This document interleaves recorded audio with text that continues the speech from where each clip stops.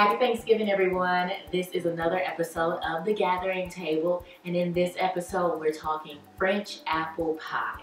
Now, I love a good dessert, and many of you probably do as well. But if you don't have your pie crust, what are you to do in the very last minute? Well, this recipe is going to get you through not having a pie crust. You can whip this together at the very last minute. No one will ever know, and it will be the dessert that they will be talking about for years to come. So go ahead and subscribe to my channel because I have lots of other cooking videos.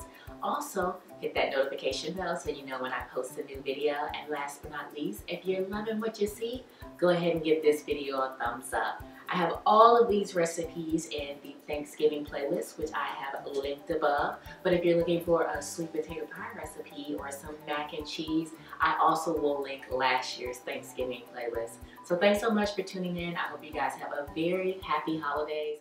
For this French apple pie, you'll need sugar, baking powder, about 5 to 6 medium to small size apples, a stick of softened butter, 1 egg, salt, vanilla extract, cinnamon, and flour.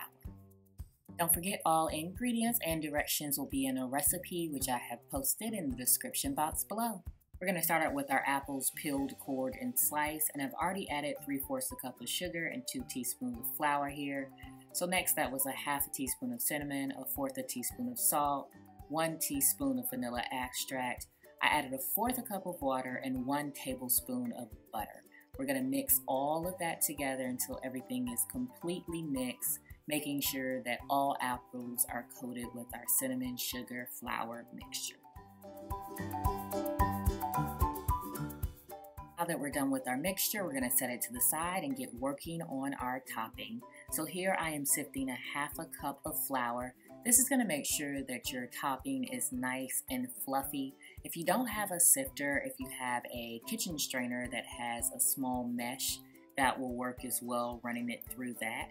But once we get all our flour in there, I've got a 1/2 cup of sugar, a 1/2 teaspoon of baking powder, and a 1/4 teaspoon of salt. Next, I'm going to add 1 egg and 2 tablespoons of butter. And we're going to mix this up, and it's going to give us the consistency of a thick batter once we're completely done.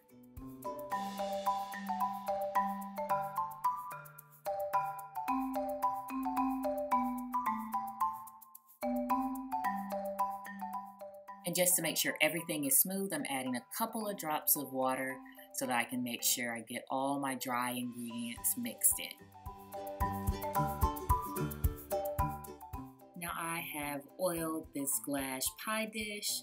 I'm adding our apple pie filling, and I'm adding everything that's in that bowl, so including any of the liquids, which are going to give this pie some great flavor, and they're definitely going to thicken up because of the use of our flour, so don't worry about having a runny pie.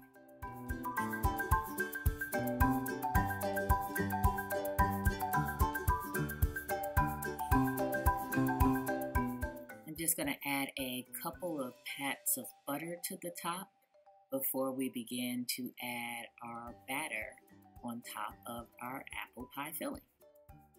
Now we're going to add this batter for our topping in little drops on top of the pie. So I'm doing about 9 to 10 drops here, fairly close together, but once it bakes, it's going to spread and there's going to be more of that crust-like topping than there is just exposed apples. It's going to brown perfectly and just taste delicious.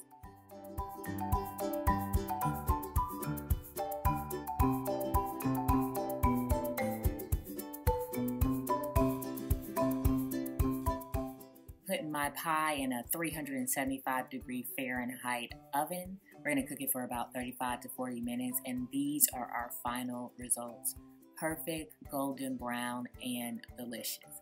Now, if you have some vanilla ice cream, you can take this up to a whole nother level. And in my personal opinion, if I must taste on myself, apple pie is great for breakfast, lunch, and dinner. So I hope you guys enjoy. If you have not subscribed to my channel, please do so now.